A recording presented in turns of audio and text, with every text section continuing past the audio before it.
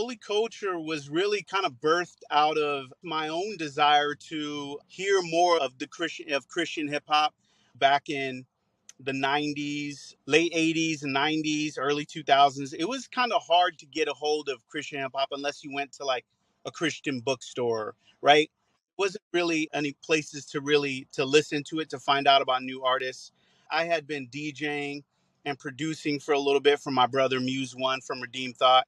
So I had been getting more connected with Christian hip hop. I heard there was a college radio station in New Mexico State University.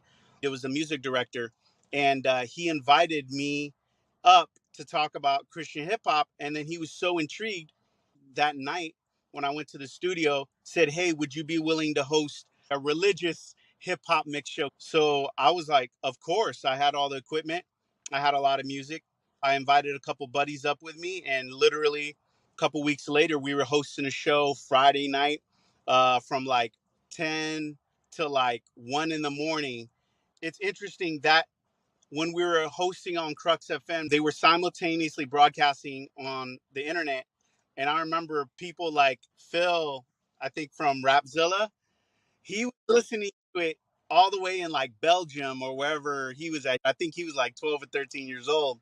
It just kind of grew. We were like, well, this is cool hosting this mix show, but let's reach out to some other DJs, people in the industry that we respected, and see if they would be interested in also hosting a show on the network. So I made a connection with DJ Official, and then DJ D-Light, um, you, Island. So we just started inviting people in the movement to be part of what we were doing, and it just blew up.